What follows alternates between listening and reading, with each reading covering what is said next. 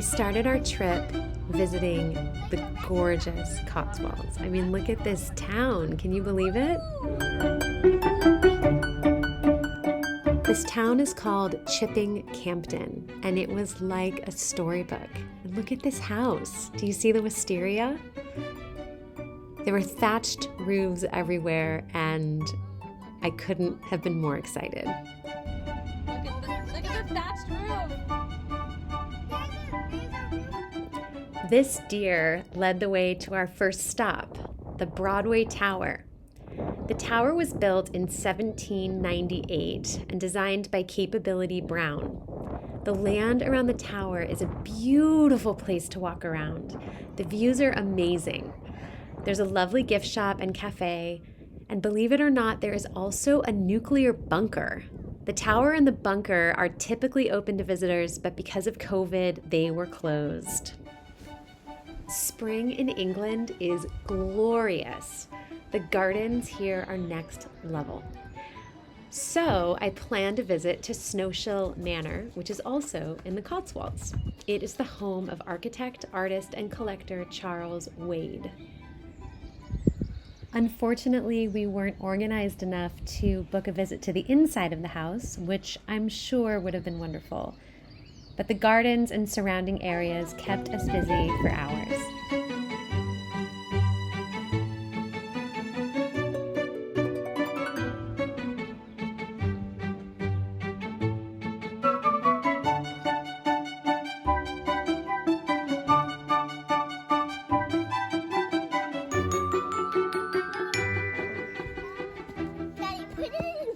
Before the day ended, we squeezed in a hike on Cleve Hill outside of Cheltenham.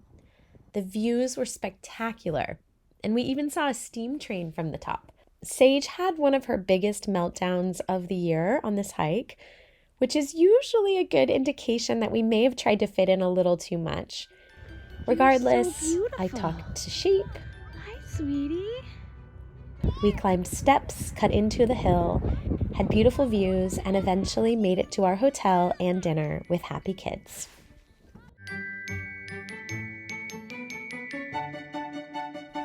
Newark Park is a 16th century Tudor hunting lodge in the southern Cotswolds. It was built by a groom of the Privy Chamber to Henry VIII and was remodeled with the hopes of a royal visit. Over the next few hundred years, the house passed through different hands and ultimately was neglected. The home fell into disrepair and the gardens were overgrown. The next chapter, though, is a love story. Bob Parsons and his partner Michael Clayton took over in 1970. Their love for each other and their love for the home is what you see today. It's romantic and thoughtful and filled with beautiful art and collectibles. And peacocks. The Newark Park Garden is home to a few peacocks, and they're very friendly. They even stayed to have lunch with us.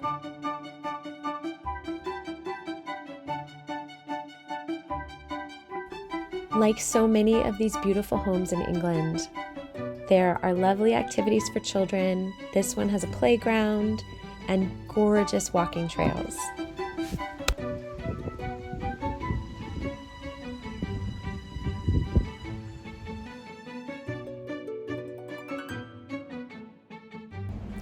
Next up is the city of Bath.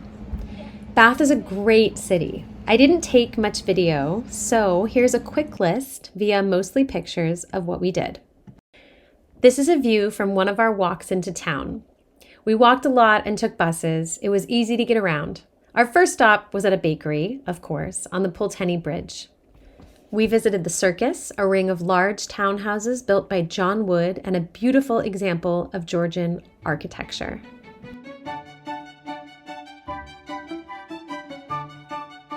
We visited the 2,000-year-old Roman baths, which sit inside of the Roman Bath Museum. It's such a wonderful museum, definitely a must-see.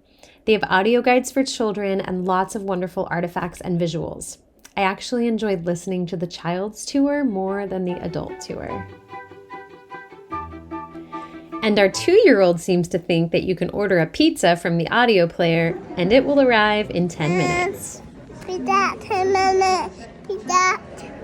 We took the bus to Prior Park and explored the gardens. The gardens are steep and spectacular. There are wonderful views of the city, and it's a great place for the kids to run around.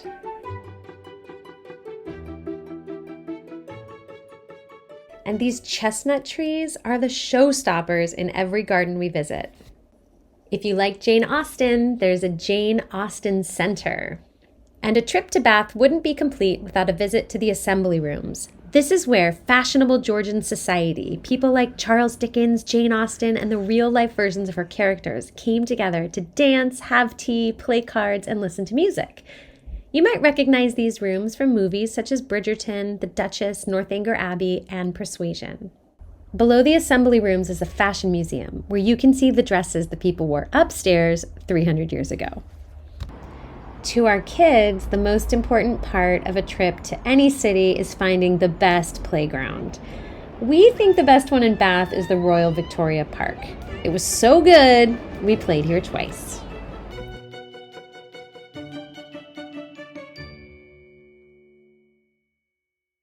We left Bath in the morning and drove to Stourhead House.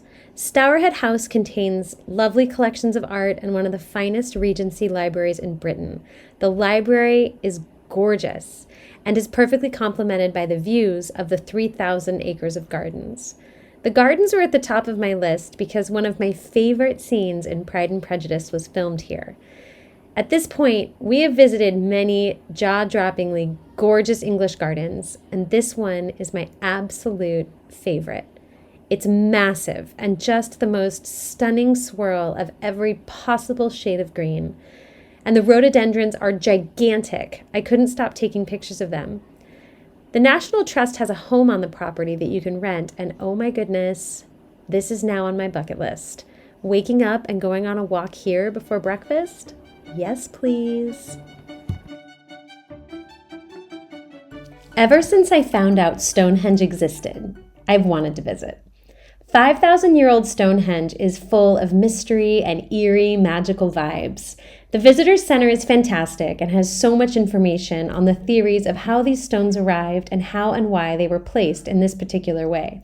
For those of you that don't know, the stones align with the movement of the sun and are positioned in relationship to the solstices.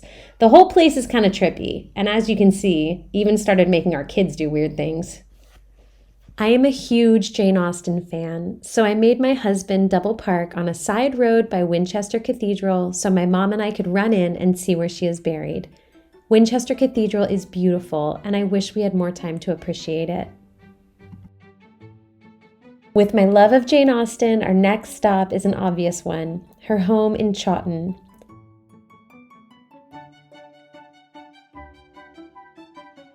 Not only is the home everything I hoped it would be, but it also contains her writing desk, some of her jewelry, a family quilt, other special heirlooms, and dresses from some of the Jane Austen movies. The house was perfect, and I kind of wish I lived in it.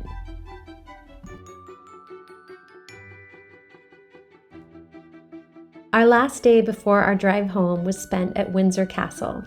I can't believe these are the only pictures I have, but the day was marvelous. We even had a chance to wave at the Queen, although we're not sure if she saw us.